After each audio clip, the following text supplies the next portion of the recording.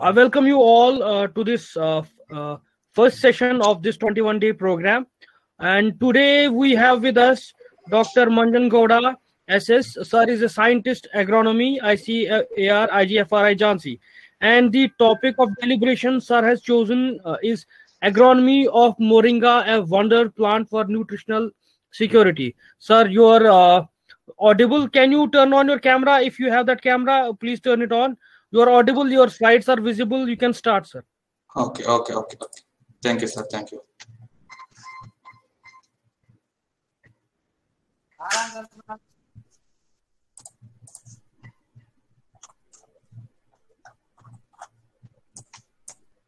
Sir, you need to go to the PowerPoint and continue from that on. Okay. You are on your first slide, rather second slide.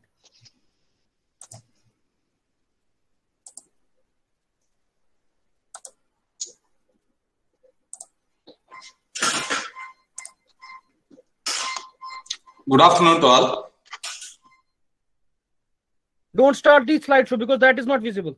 You just have to stop the slideshow and continue manually by pressing keys. Yeah. Okay. Yeah, perfect. Can you continue to the next slide? Okay. Is it visible, the third one?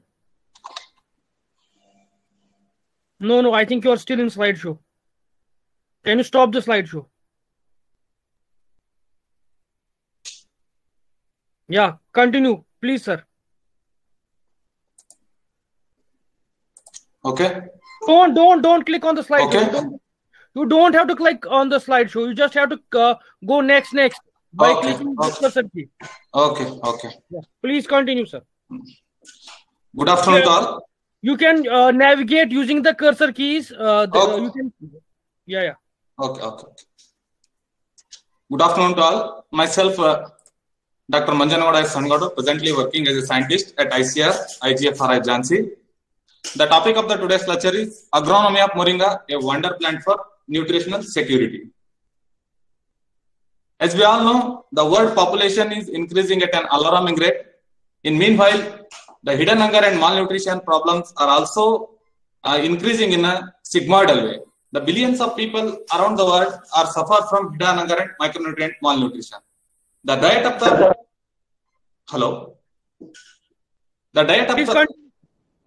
the poor developing countries usually consists of very high amount of the staple foods such as rice, wheat, and maize, but there lacks in the micronutrient-rich foods such as fruits, vegetables, etc. The micronutrient malnutrition can lower the IQ, cause stunting, blindness, and birth defects. There are so many diseases in both children and also in the pregnant women, etc. This is the scenario of global food security and malnutrition. Around 400 million people have acute iron deficiency, and around 125 million lakh people having vitamin A deficiency, and 200 malnourished people have been in the world, and around 840 million are about food insecure. This is about the picture about the global food security and malnutrition. Here we can see the micronutrient and vitamin deficiencies. We can see here in the picture about the iron deficiency, which can cause anemia, and zinc deficiency, the stunted growth and illness defects, and also vitamin A deficiency, which can cause blindness, etc. These are the different micronutrient and vitamin deficiencies. According to WHO, the top 10 risk factors among the world are different. Top 10 risks, among them zinc, iron, and vitamin A deficiency, which can also contribute a larger extent to the malnutrition and hidden hunger. These are all the different consequences of the different micronutrient malnutrition. Around 2 billion people in the world are suffer from iron deficiency. The major groups are women and the children. The major consequences are anemia, reduced cognitive ability, childbirth complications, and reduction in the physical productivity. These are the different problems. And vitamin A also having the major problem. Around 250 million people are suffering from vitamin A deficiency. Major affected group are children and pregnant women. The consequences are blindness and childbirth mortality. These are all the major problems. Similar way, the zinc also having the major problem. These are all the deficiency symptoms which are consequences which were observed in the micronutrient malnutrition. Here the map showing the extent of the malnutrition and micronutrient deficiency in the different continents. Here, according to FAO and WHO report, the recommended nutrient intake for males and females. Here we can see the zinc, iron, and recommended dietary allowances is around 10 and 15 grams for males and females respectively. There are WHO has given the different recommendations. Here we can see the recommendations are around for iron, manganese, zinc. They have different recommendations, but actual consumption rate is very less as compared to the recommendation. Here we can see here, as per ICMR report 2004, we can see the nutrient requirement and consumption per capita per day in India. Here, in case of micronutrients and also in the protein-rich foods, the actual consumption is less than the requirement. Here, say for example, in case of iron, in case of females, the actual consumption is around 15 milligram, whereas the requirement is 30 milligram. Here we can say because of this reason, there is an increased problem of the anemia and also the problems in the human pregnant, especially in the pregnant women and children. Here, then how to tackle this malnutrition problem, malnutrition and hidden hunger problem? There are so many other options such as that is biofortification approach, food fortification approach. There are so many other options. One such option is that is inclusion of fruits and vegetables and inclusion of moringa in our daily diet. Here the moringa, which belongs to the family Moringaceae, it's a softwood tree native to India, and it is popularly known as miracle tree because of its higher pharmaceutical and nutraceutical values. Recently, the FAO has recognized it as a smart food, and this moringa pod is a very much popular in the South Indian vegetable. It's mainly used as a vegetable. In India, it is mainly grown in the southern states, especially Tamil Nadu, Karnataka, and Andhra Pradesh, mainly for its tender fruits. Coming to its botanical description, it belongs to kingdom Plantae and order Brassicales and belongs to the family Moringaceae. The chromosome number is 2n is equal to 28. The popular vernacular names are West Indian Ben because from the moringa seed, the oil is extracted from the moringa seed, that is called as Ben oil. That's why it's popularly called as West Indian Ben, miracle tree, mother's best friend, and Ben oil tree. Coming to the different species of moringa, the genus Moringa has 13 species distributed all over the world, but most popularly and widely cultivated species is Moringa oleifera. And rest of the species are Moringa aphthera, Moringa arabica, and Moringa zelenica. These species are native to northeastern tropical Africa. And Moringa stenofelta, it's also one of the important species which is mainly cultivated in the Kenya, that is Ethiopia. Moringa longihibia, it is cultivated in Kenya. And Moringa concatensis is especially is restricted to Salem district of Tamil Nadu. It's cultivated only in that part. And Moringa drauhardi, it is cultivated in the Madagascar. Coming to the area under moringa cultivation in India, here we can see in the map, the pink stars on the screen that in map indicates the moringa cultivation. The moringa cultivation, which is only mainly restricted to southern parts, especially Andhra Pradesh, Karnataka, Tamil Nadu, and in some parts in Goa. But recently it has gaining importance in the northern states, especially Maharashtra, Gujarat, Madhya Pradesh, and Uttar Pradesh. India is the largest producer of moringa with an annual production of 1.1 to 1.3 million tons of tender fruits from an area of 43,600 hectares. And among the states, the Andhra Pradesh leads in both area and production, followed by Tamil Nadu and Karnataka. Tamil Nadu is the pioneering state having the varied genotypes from the different diversified geographical areas. Coming to the nutrient composition, in general, we can say moringa is a powerhouse of the nutrient because it is rich in almost all the nutrients, vitamins, and minerals. Say, for example, iron, vitamin C. Vitamin C is the richest source of the vitamin C. Moringa is the richest source of vitamin C, vitamin A, and almost all the micronutrients and major nutrients. Because of this reason, it's called the powerhouse of the nutrients. In addition to this, the moringa leaves contain all essential amino acids and also the omega-6, omega-3, and omega-9 oils. And it contains about 46 antioxidant and 36 anti-inflammatory compounds in the moringa plant. The more the antioxidants in the body, less the aging and less the disease occurrence. And also it contains the plant pigments, that is flavonoids, such as rutin and quercetin and other beneficial phytochemicals. They are also present. These also helps in anti-aging and antioxidant properties. Coming to the nutritive comparison of the moringa with other foods. Here we can see in the picture, it is having the rich, as earlier I said, that is having the richest source of vitamin C. That is 10 times more vitamin C than red grapes, and 25 times more iron than the spinach, and 15 times of the more potassium than banana, and 10 times more vitamin D than carrots. Here, because of this reason only, we'll call this as a powerhouse of the nutrients. According to this, they have recommended some of the different age group. They have recommended the moringa consumption pattern for children about 1 to 3 years age. 20 grams of the fresh leaves per day, which can meet out the vitamin A and C requirement. And for women, 100 grams fresh leaves per day, which will meet out the calcium, iron, protein, and vitamin B requirement. For pregnant women, 6 tablespoons of leaf powder, which will meet out the calcium and iron requirement. Coming to some of the pharmaceutical properties of the moringa plant pods are, the each and every plant part of the moringa is having the very good nutraceutical and pharmaceutical value. Here we can see the leaves, the leaf powder that is used as an anti-ulcer, anti-spasmodic, diuretic, anti-allergic, antibacterial, having a wide variety of the applications. And the foliage is having the lactation enhancer in case of both humans and also in the animals.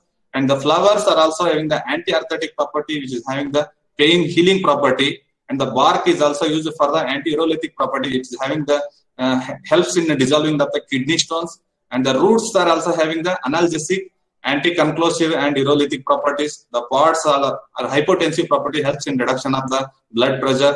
And also the seed kernels are having the anti-asthmatic and anti-inflammatory property.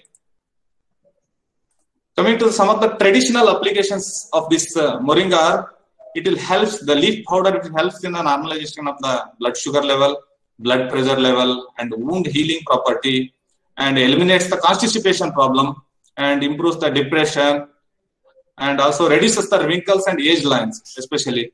And it will stimulate the hair. There are n number of applications, traditional applications, apart from this. And some of the chemical compounds, which are majorly chemical compounds, which are responsible for this medicinal use are the majorly the seed, which will contain the pterospermine, that is having the antimicrobial, antibacterial, and antifungal property. And the major two chemicals which are responsible for maintenance of the blood pressure in that are benzyl glucosinate and benzyl isothiocyanates, which are present in seed and also in the leaves, which will help for the reduction in the and maintenance of the blood pressure level. And chlorogenic acid also present in the seed, which helps in the moderate blood sugar level. And the quercetin also is an antioxidant which is present in both leaves and flowers, which helps in the reduction of the cardiovascular disease. And vitamin C and vitamin paradox also act as an antioxidant and anti-cancer properties. These are all some of the traditional and commercial applications of the Moringa oleifera. The leaves and the treated seed cake use animal forage, and this plant is also used for the production of the biogas, and the crushed leaf powder used for the domestic cleaning agent, and wood is having the very good fire value. And this tree is also used for a live fence, and seed cake also used for the fertilizer. The extractant from the leaves also sprayed on some of the vegetables, which will as a foliar spray, which will help in the growth of the plants. And the leaves are the plant is also as a green manure crop. And all the plant parts are having the medicinal value. The bark is used for the preparation of the ropes. And one more important thing is the oil, that is ben oil, the most important thing, industrial value, ben oil that is extracted from the moringa seed, the seed which contain around 38 to 40% of the edible oil, which contain behenic acid. It's also having the very high content of polyunsaturated fatty acids, and it is a very stable oil and high octane value. And this oil can be blended with the other cooking oil to increase the shelf life of the oil. It's the most expensive lubrication oil. In case of medicinal properties, also having the painkiller property, and as a cosmetic value, it will help to anti-wrinkle and anti-aging properties. And also, in addition to this, the moringa seed powder, it is used as a water purifier. The seed is crushed and it is used for the treating of the muddy water, and also it will helps in the clarify. It will helps to clean the water. Here, the research shows that the seed not only settles the mud but can carry over the 90% of the bacteria and virus from that muddy water. Here, the major principle behind this is the moringa seeds are rich in cations and coagulating proteins, which acts as a coagulant in turbulent water, and that microbial agents can be removed with the help of this seed, and also these contain the antimicrobial agents which reduces the biological load, and its seed powder is a very effective and non-organic water clarifying agent. And these are also some of the value-added products which are prepared out of the moringa. That is moringa leaf powder, which is also having a very huge global demand. Moringa leaf tablets, moringa capsules, moringa oil, moringa tea, moringa energy bars, moringa gum powder, moringa drops, moringa. There are n number of value-added products which are prepared out of the moringa. In addition to this, some of the value addition in that are moringa pickle, dehydrated moringa pods, moringa pulp powder, and some of the recipes which are prepared out of the moringa are moringa thoran, moringa soup, moringa curry, moringa beans, moringa salad. There are n number of applications. Apart from this, the major export products of moringa are moringa oil and moringa.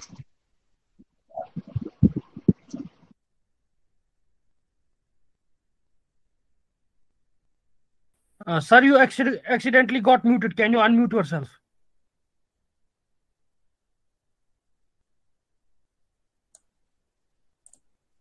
Yeah, please continue. Thank you, sir.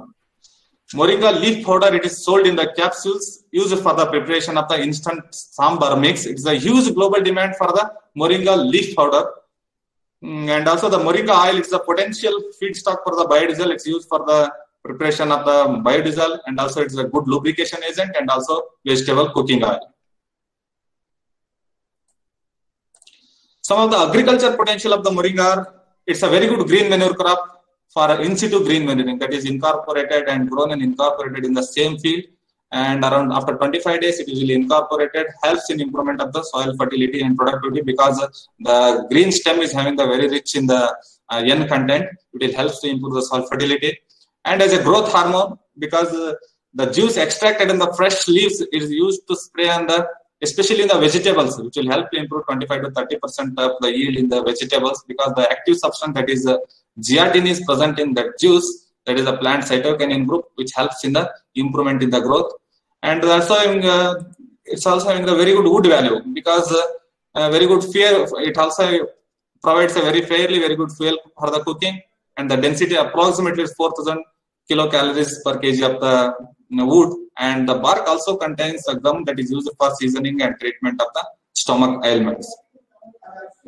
Apart from this, it's a very good fodder source. Moringa is recently it's gaining more importance as a fodder crop because of its different nature. That is, it's a multi-cut in nature, and also it's a perennial in nature, high biomass yielding.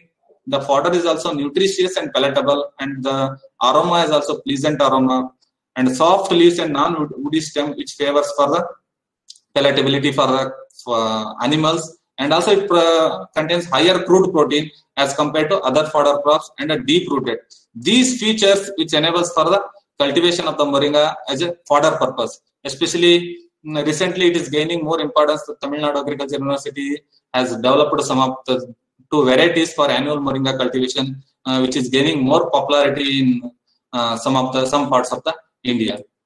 Coming to the nutritional composition of the moringa with respect to fodder purpose, it is having the higher crude protein, that is 21 to 23% of the crude protein as compared to Napier and fodder sugarcane. You can see the Napier is having only 8 to 10% and fodder sugarcane 10 to 11%, double the crude protein content as compared to other fodder crops. And also the NDF and ADF, the neutral detergent fiber and acid detergent fiber, is also in the optimum level as compared to other fodder crops. And the mineral and cellulose content are also in the good amount as compared to the other fodder crop. By this way, you can say that it's a very good source for the fodder. Moringa is a very good source for the fodder. Some of the research studies has also been conducted on this moringa here. Nadir and co-workers in 2005 USA.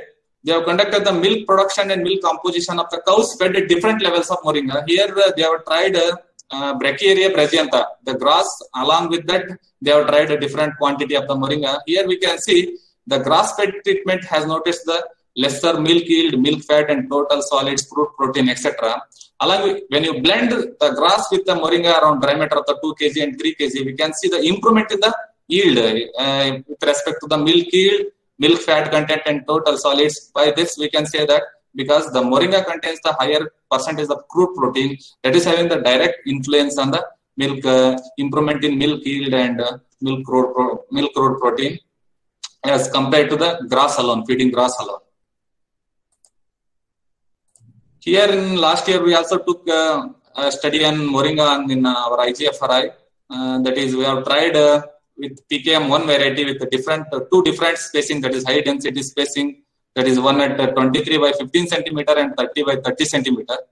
We also noticed that the higher yield around the 455. We took 2 cuts, that is first and second cut around interval of 45 to 60 days interval. Around we have noticed around 455 quintals of the green fodder production, which is actually much more than the Napier and fodder sugarcane. By this we can say that it's a very good fodder source for the animals, and the palatability of the fodder is also very good as compared to the other fodder crops. Now of the study here also they have tried with a different cutting height and cutting interval on a seasonal fodder yield of the moringa. Here they have tried with different cutting interval time, that is 4 weeks, 5 weeks, 6 weeks, and 12 weeks. The ideal time is 6 weeks after planting is the ideal time, which will enhance the fresh dry matter and dry matter production. Among them, cutting height, cutting from the 150 centimeter and 150 centimeter above the ground level, as noticed higher fresh and dry matter as compared to the other cutting height treatments. Coming to the production technology aspects of this moringa, the ideal climate for this cultivation is that for growth and development, it needs 25 to 35 degrees centigrade, and it is highly susceptible to frost. Frost injury has resulted in the shedding of the leaves, and flower shedding will occur at the temperature more than 40 degrees centigrade. And open sunny situation is the very best situation for its cultivation. Clay soil is not suitable because it needs a drainage, and loamy soil is ideal for its cultivation. Neutral pH is better for its growth. These are some of the perennial ecotypes of the moringa, which are mainly these perennial ecotypes diversity we are seen in Tamil Nadu, that is Mornur moringa, Vilayapatti moringa. There are different types of moringa, which this diversity we can see in Tamil Nadu. Coming to the varietal wealth of this moringa, majorly different agriculture universities have developed varieties. That is PKM1 and PKM2 are the major popular varieties which are released from Horticulture College and Research Station, Tamil Nadu Agriculture University, Coimbatore. And from University of Agriculture Sciences also they have developed 3 varieties, GKVK 1, 2 and 3. And Dhanraj is also one of the varieties released from University of Agriculture Sciences, Dharwad. Bhagya from UHS Bagalkot, that is University of Horticulture Sciences, Bagalkot. Panchan Ruchira Rohit. These are some of the varieties which are presently the farmers are growing. So some of the constraints for this varietal development is highly cross-pollinated crop. It needs there is a wide variability in the yield components, and problem in the genetic purity maintenance is also a problem for varietal development. With respect to propagation, the annual moringa is mainly propagated through seeds, whereas the perennial moringa they are propagated through stem cuttings, ear layering, and grafting techniques. And these are some of the photographs of the seedling production in the nursery, that is moringa seeds, moringa plantings. This is the tissue culture moringa. Recently, it is also gaining importance. They are trying the tissue culture moringa and also the moringa stem cuttings. With respect to the planting spacing, the spacing of around 2 meter by 2 meter or 2.5 by 2.5 meter is the ideal spacing. For high density planting, 1.5 by 1.5 meter. That is 2 plants per pit they are using. Only for leaf production, they are practicing 45 by 45 centimeter. And it is cultivated in the different systems, that is border cultivation, whole the entire border they are cultivating, and double planting technique, triple planting techniques. These are the different techniques they are following. With respect to nutrient management, around 45, 15 and 30 grams of the NPK as applied at a time has been applied after 3 months after sowing, and the nitrogen is given in different splits after planting. For high density planting, the PKM1 variety is the highly suitable. For high density planting, they are practicing 1.5 1.5 meter spacing. The entire dose of N is applied in the basal, followed by phosphorus and K is applied after the, as a basal, N is applied in the initial stage of the sowing. With respect to irrigation water management, generally it doesn't require much irrigation as it is a drought tolerant crop, and based on the soil moisture condition, irrigation is given, and irrigation given at a 10 to 15 days interval according to the moisture condition, and there should not be water stagnation. Water stagnation has resulted in the leaf and flower shedding. And with respect to fodder purpose, there is a package of practice for fodder moringa also. The ideal time is June to September, the sowing time, and the spacing of around 30 by 30 and 50 by 50 centimeter is very much ideal. And also the soil is sandy loam soil, and nutrient, that is fertilizer recommended is 150, 60 and 40 kg of the nitrogen, phosphorus and potassium, very much ideal for fodder purpose. For weed management, the pre-emergence application of the pendimethalin has been used for the weed control at the early stages. And harvesting schedule, that is 45 to 60 days interval we can take. For fodder purpose, the PKM1 and PKM2 varieties are most ideal. That is green fodder yield, we can notice around 8 up to 800 to 1000 quintals per hectare. Some of the important operations which are followed in this moringa, in annual moringa, the pinching is an important operation, that is removal of the apical bud, which will enhance the lateral branching, and also the energy, the diversion of the energy flow will occur, that will enhance the lateral branching and that will shapes the tree. In case of the perennial moringa, the cutting down or pollarding is practiced at 1 meter height, mainly to shape the tree. It is mainly practiced during the winter season, when November, December month. That is when the fruit production is, when there is no fruit production. At that time, they are practicing this pollarding. Coming to the different cropping systems which are followed in moringa. Moringa differently, we are following intercropping, alley cropping, agroforestry system. There are different systems.